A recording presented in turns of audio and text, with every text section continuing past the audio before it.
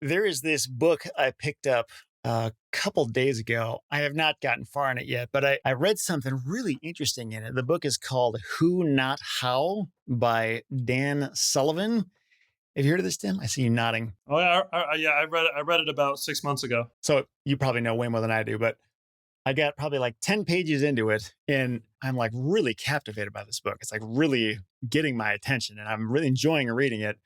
And I'm not, this is not verbatim what it said, but it's something to the effect of this book by Dan Sullivan was not written by Dan Sullivan. He did not write a single word of this book, but Dan Sullivan would agree that it is going to be written better than he could have written it because he's found people who are smarter than he is, something like that. But anyway, it's just like, wow, that idea that that's possible, that a book could be written better than the person himself just because he's able to find the talent and find people who can do things better. In my mind, like that's impossible. I didn't even think that was something that could be done. Just when you outsource enough things, you just have to sacrifice quality.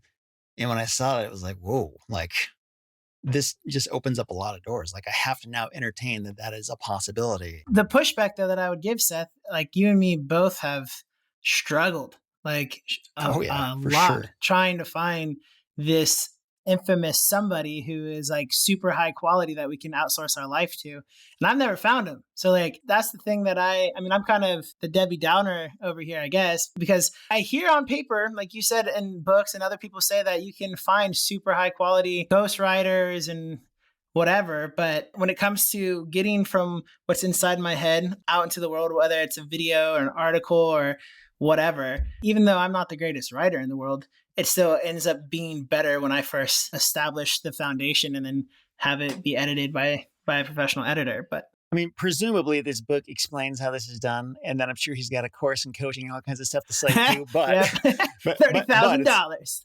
I'll teach I mean, you everything I know. I do think what he's saying is possible, but guess what?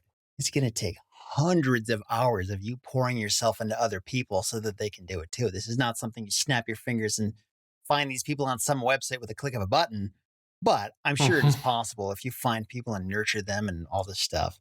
It sounds like Tim's solution, at least to a large degree, is to have everything already created through video and have a really good system. What I keep hearing Tim talk about in regards to his business is that you've just created a ridiculously amazing system and continue to work on that system so that it continues to produce results. Because if you have 150 videos already made, then if your VA quits or doesn't work out after 60 days or whatever, you can easily find a replacement and just be like, for your first 3 days, you do nothing but watch these videos. And then if you have questions, ask me. You know, like, am I assessing your situation right there?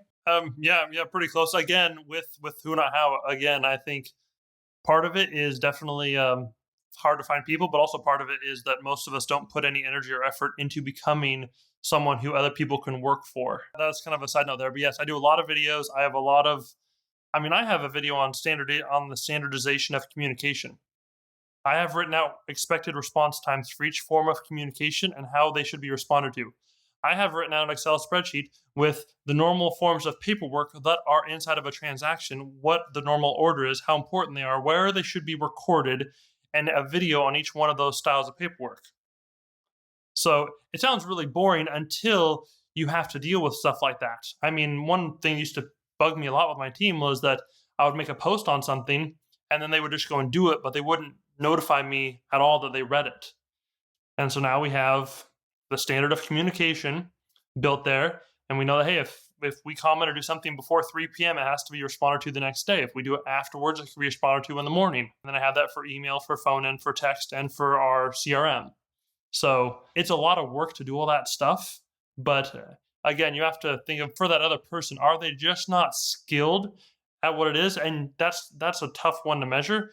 But more likely than not, they don't know exactly what you want. And really more likely than not, that I've found for myself, is I don't know exactly what I want. And therefore they're trying to hit a target that seems blurry to them because it's blurry to me. So that's some of the stuff I've been learning about in one of the business coaching things that I'm in, is trying to get better at making that vision clear to the team. And there's still problems. I mean, good night. I have problems all the time.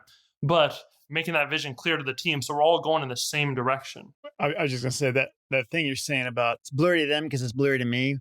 That's a big one, and sometimes it's hard to even identify if it's blurry to me. Like I know what I want, but the how is like I don't even really know how. So how do I expect them to know how? And it's very lazy for me to just be like figure it out. But how can I expect them to do it if I don't really get it myself? What were you gonna say, Jaron? Yeah, I was just gonna say that's a huge insight there. I think most people too, at least in the context of like employer-employee dynamics, a lot of employees don't care enough to really, or they don't know how to figure it out, right? Like I think there's a handful of people in the world that are more self-starters or self-initiators, and you can kind of be like, hey, I want this done, and then you just let them go. And that's kind of me, right? Like I don't like people. I do not do well in a environment where I have protocols up the wazoo and I have to do things a particular way. Like you would probably fire me or I'd probably quit if I worked for you, Tim, based on how things are. But if you were to be like, hey, I need this done, go figure it out, I work way better in that environment. But I think I'm the exception to the rule. And I've had to learn that I can't project that level of expectation for people to figure it out when I work with other people, because most people, I don't know if it's school, I don't know if it's just personality, I don't know what goes into it, but most people, they need literally everything spelled out step by step and have and where you, like you said, they don't have to make any decisions. They don't have to think. They literally just plug and play. And I keep coming back in my mind to this systems thing, man. I think you embody that whole notion of instead of setting hard and fast goals of I want to make X amount of deals or X amount of revenue, some people say it's better just to focus on building an incredible system that will consistently output deals and get results. And then you can scale your system once it's established, right?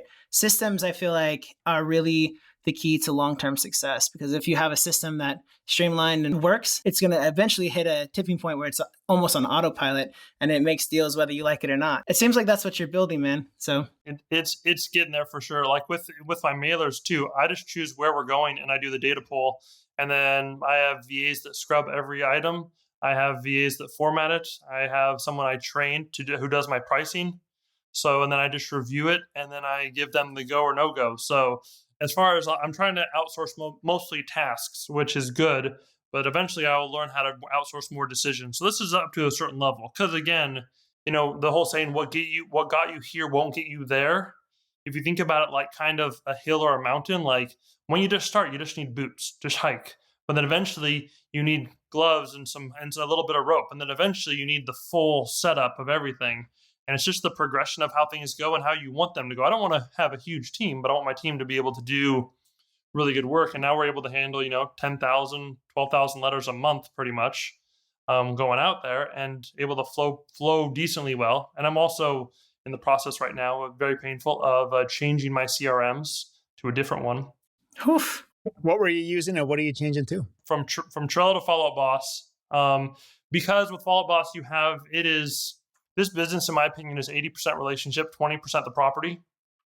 And Trello is much more like the opposite of that. 80% the property, 20% is on the relationship follow-up piece. Follow-Up Boss is a little bit too much on the relationship, so I'm having to modify it to make it a little bit more about the property, just a little bit.